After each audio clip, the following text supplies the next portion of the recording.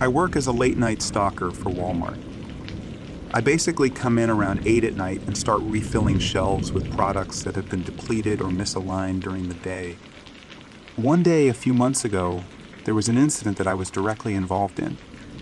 There was a guy who walked around the store with a handbasket and had a pretty stereotypical, I'm trying to hide who I am getup. Baseball hat with the brim pulled down close over his eyes, jacket zipped up tight, and the collar popped up to hide the sides of his face, stuff like that. Now, typically someone dressed like this is intending to steal. We're not technically supposed to follow customers around on suspicion that they might steal, but my first 2 cartloads of product took me near this guy, so I was naturally interested in what he might steal. To give me a chance to watch the dude, I grabbed a basket of random items that needed to be put away all around the store. I used this to look like I was working while I just kept an eye on the guy from a distance. His basket had items in it, and he was pulling down more products. This is also typical. They'll buy a bunch of lesser products that cost less and use the bundle to disguise something small and expensive in their basket. I couldn't tell what exactly this guy was trying to hide and steal, but I was bored and I was enjoying playing detective, trying to figure out what this guy was up to. The guy made his way down the chips and bread aisle, and I slowly tailed him. He went out of sight down the aisle, and I waited before walking past to glimpse at him. There was a loud crash, like a cart crashing into something. "Oh crap, I'm so sorry," I heard someone say. Curious, I walked past the aisle and looked down it to see what had happened. There were bags of chips scattered along the floor. The man had set down his basket and was helping gather the bags up with the owner of the cart who had crashed and spilled the chips. While the cart driver was bent over picking up a bag, I saw the man pull something from his pocket and reach into the cart. Deft and secretive, the action lasted no longer than a second. But I couldn't believe what I had just seen. When the man returned his hand to his pocket to hide what he had been doing, I caught just a glimpse. But a glimpse was enough. A syringe. The dude had pulled out a fucking syringe and done something to the other customer's groceries. I had a thought to jump in and accuse the guy, but I knew that wasn't the right approach. Instead, I practically sprinted down another aisle, heading to the front of the store. I didn't have a radio, so I couldn't call anyone. I had to talk to the self-checkout manager face to face. Skidding to a stop at self-checkout, I breathlessly explained what I had just seen. The self-checkout manager got the store manager, and I explained it all over again. The entire time, I was watching for either of the 2 men to go through a checkout lane. The store manager asked me to stay put and watch the checkout lanes for either of the customers. I told him I already was, and he went to his office to dial 911. Walmart has some deals with local police. I'm almost 100% certain, because they show up minutes after we call them every time. I saw the syringe guy continue wandering, not attempting to go through self-checkout, which unnerved me.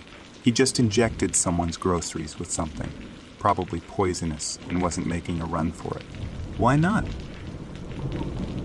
I had to explain the situation a 3rd time to the 2 officers who responded to the call, and they waited with us by the checkout lanes to watch for the customers. The guy with the poison cart showed up first, and the police officers intercepted him, ushering him off to the side to talk. I was watching them talk to the guy and asked to inspect his groceries when I saw movement out of the corner of my eye. The store manager saw it too and yelled. The syringe guy was making a break for it, empty-handed. "There he goes," the store manager shouted. The police officers took off toward the exit, shouting for the syringe guy to stop. I wanted to follow, but the store manager told me to get back to work, so I did. Luckily, at the end of my shift, the store manager took me aside and let me know how it ended. They intercepted the guy in the parking lot before he got to his car. He had 3 syringes in his coat, all empty. 2 other people had been poisoned, and we had no way of knowing who.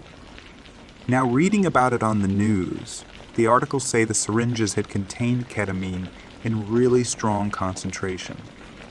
This fucking psychopath was trying to make random strangers overdose on ketamine for whatever sick thrill that gave him. Makes me sick to my stomach just to think about again. I'm just glad he got caught.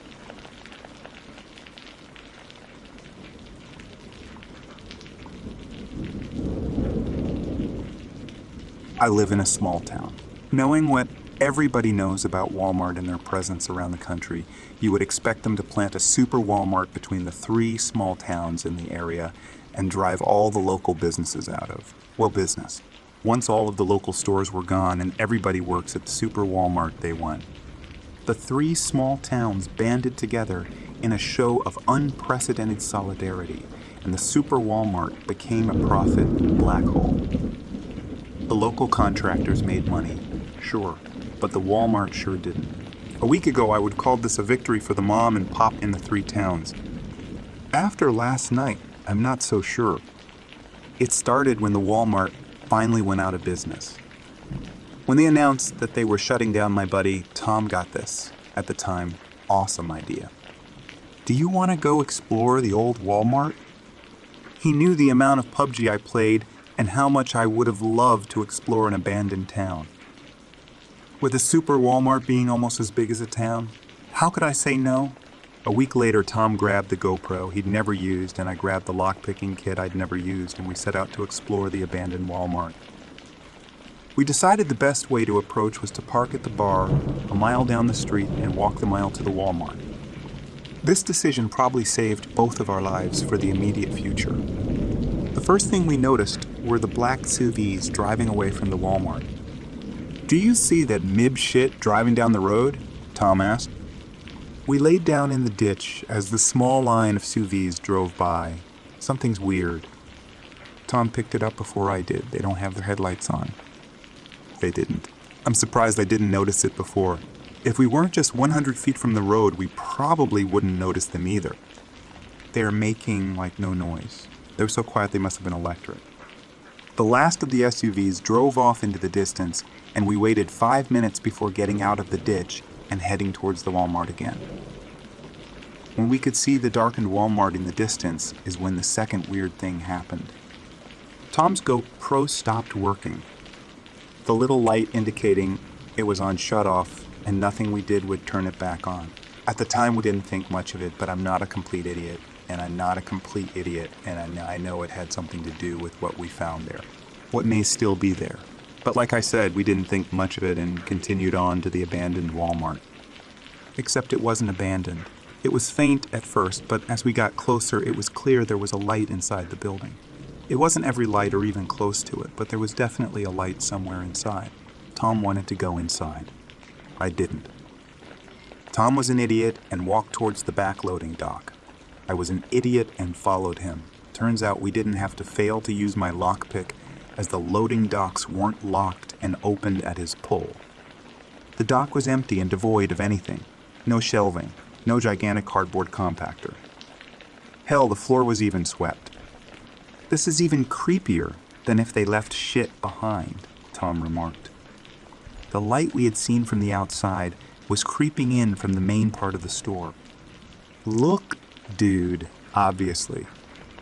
I tried to say, but Tom was already going towards the double doors to the main room.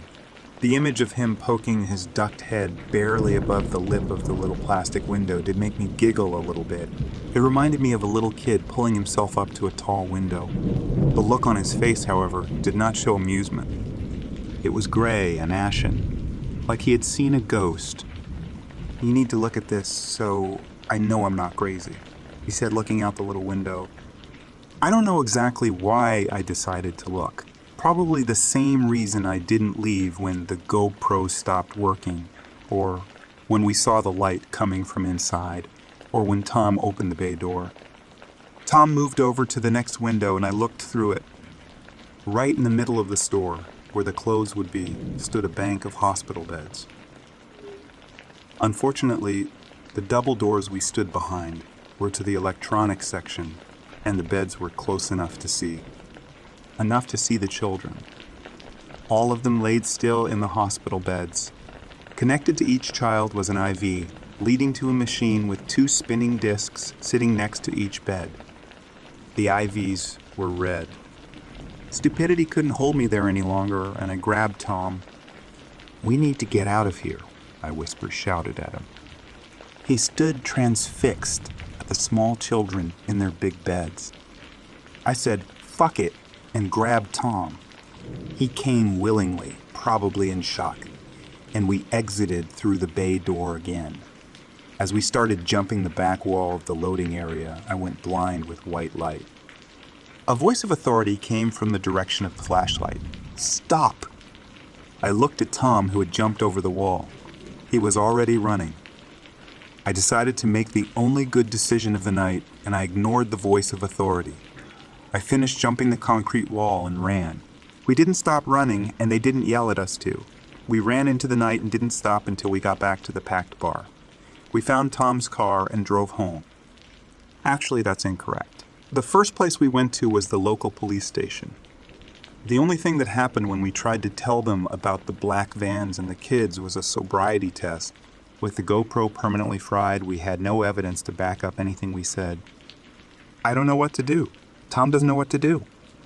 I've been thinking about keeping this last part out of what happened. Typing it will either mean very little or might get me disappeared. I didn't go completely blind when the flashlight hit my face. My vision faded in just long enough to see the IUCE insignia on the front of the voice of authority's bulletproof jacket.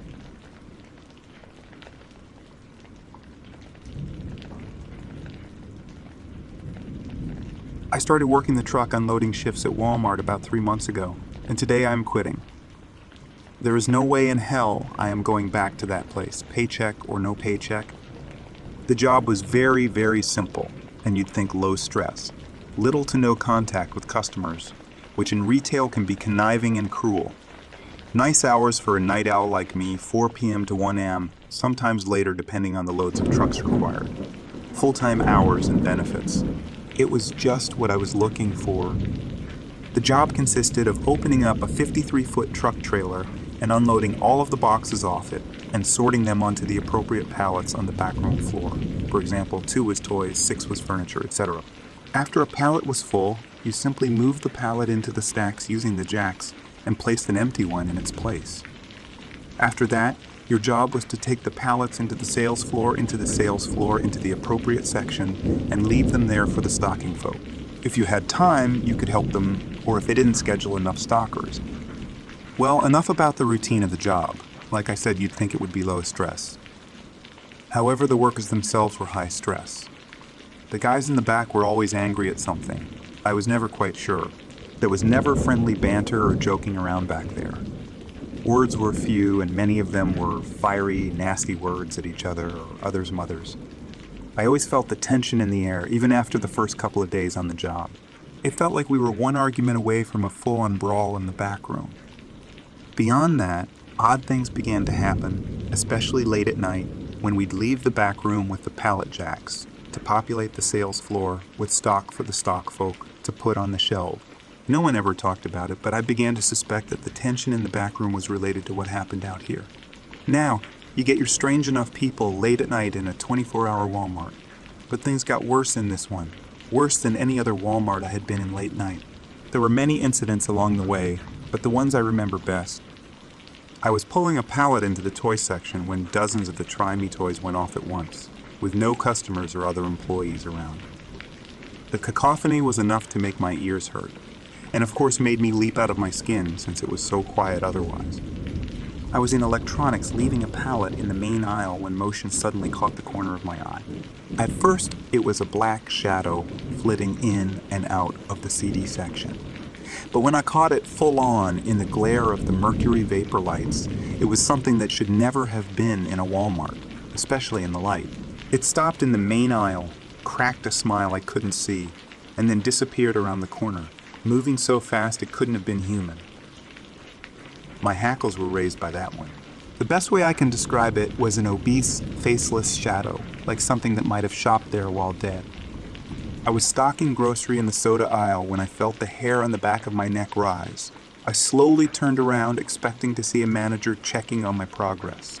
But there was a black figure sticking halfway out of the shelving, watching me with unseen eyes, before it snapped back into the shelves and disappeared, knocking over a bunch of macaroni. The noise attracted a manager who scolded me for being clumsy.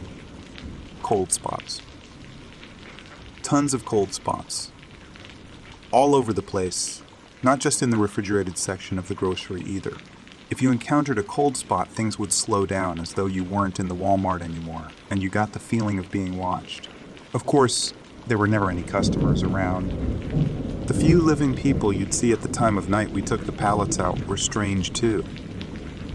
Seems like everyone was muttering to themselves, or staring far too long at you, or nothing. Sometimes you'd think you had seen a customer, but then you turned the corner and there was nothing there. The straw on the camel's back was when I lost my cell phone. I looked all over the back room for it and couldn't find it. A dim glow from the back of the truck trailer caught my eye. My phone. I went into the empty trailer to retrieve it. As soon as I went into the trailer, the doors swung shut and the latch engaged. I knocked on the door several times, but nothing but silence. I finally had to call the store on my cell phone to have someone come let me out. The short time I was in the trailer, it was so cold I could see my breath, and I could swear my shadow wasn't the only one in the dim light. Finally, someone let me out. I insisted on the loss prevention guy showing me the tape to see who had locked me in, perhaps as a prank. We watched the tape. There I went in, and the doors slammed themselves shut a moment later, and the latch went down as though someone had pushed it down to engage it. After that, I went home. I wondered if the other guys had experienced things, and that's why they hated it so much there, but couldn't quit due to life circumstances. No one would answer me. No one budged, not even the cashiers or managers. They looked at me like I was crazy.